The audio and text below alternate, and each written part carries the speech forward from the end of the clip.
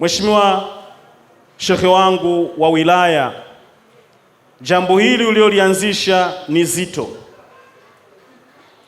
Bila maadili hatuwezi. Hata nyie ambao mnaisugua nafsi zetu kutupa maneno ya Mwenyezi Mungu, bila kusimamia hayo, hii nchi haiwezi kutawalika. Lakini viongozi wa dini zote kupitia shekhe wetu wa wilaya na mkoa, mmeweka mizizi mizuri na kutokutakata tamaa na kutueleza jinsi gani tunaweza kuishi. Na leo umedhihirisha mbele ya waumini hawa kwa kupitia vijana hawa, kwa kuwakusanya katika madarasa zetu zote na kuweza kuwaweka sehemu moja kwa kutumia vipaji vyao.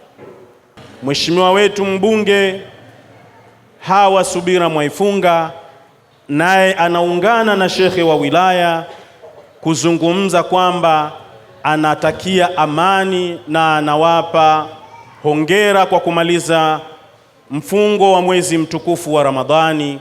Na nyinyi ndiyo masulia mtaulizwa kama viongozi. Kwa hiyo nawaagiza, na alhamdulillah mmepata mwenyekiti jemedari. Hebu simama kidogo wa kuona. Mmepata mwenyekiti jemedari, mwenyekiti ambaye tuna yakini na tuna hakika kwamba atawavusheni, na hili jambo ni dogo sana la kuandaa baraza la Idi. Kwa hiyo Idi tatu ni nyinyi, Idi pili watafanya baraza mkoa wale kina mama wa msikiti wa Ijumaa kule Firdausi, na nyinyi Idi tatu tafuteni ukumbi mwingine mfanye hilo. Usiku tunakuwa hapa, kesho yake tunakuwa ukumbi mwingine. Hizo ndiyo shughuli ambazo tutakazokuwa tunazifanya katika Idi. Bila shaka ndani ya mwezi mtukufu wa Ramadhani tunakuwa tupo kwenye chuo.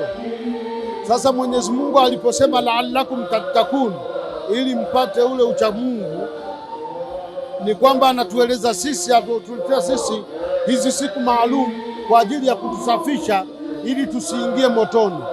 Sasa itakuwa ni ajabu kuona mtu kamaliza mwezi mtukufu wa Ramadhani alafu anayerejea yale mabaya, anaelekea kwenye moto, kwa sababu mwezi mtukufu wa Ramadhani ulikuwa una malipo makubwa, na mlipaji mwenyewe, mwandikaji mwenyewe wa thawabu hizo ni mwenyewe Mwenyezi Mungu Subhanahu wa Ta'ala. Itakuwa ni ajabu kuona mtu umemaliza kule ambapo ulikuwa unamlilia ya thawabu tubu alaina, alafu urudi huku ufanye mambo yasiokuwa yenyewe, na wakati ulikuwa unasema astaghfirullah astaghfirullah nyiradi mbalimbali, sawa. Sasa utoke huko alafu urudi katika maasi mbalimbali, ni jambo la huzuni na ambalo halipendezi na haifai, kwa sababu hatujui mbele yetu.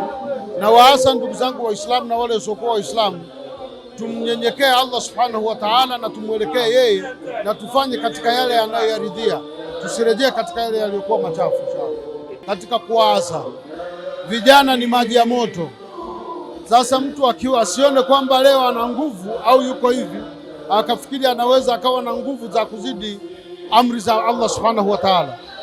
Ujana wako utakuwa ni bora pindi utakapokuwa unafanya amali zilizokuwa nzuri na yale anayoamrisha Allah, lakini ujana wako utakuja kutesa siku ya Kiyama utakapokuwa umeuendea katika yale ambayo Mwenyezi Mungu hakuyaamrisha. Hivyo na waasa vijana, nami nilikuwa kijana, waache mambo ya ujana yasiyokuwa mazuri, wayafanye mambo yaliyokuwa mazuri.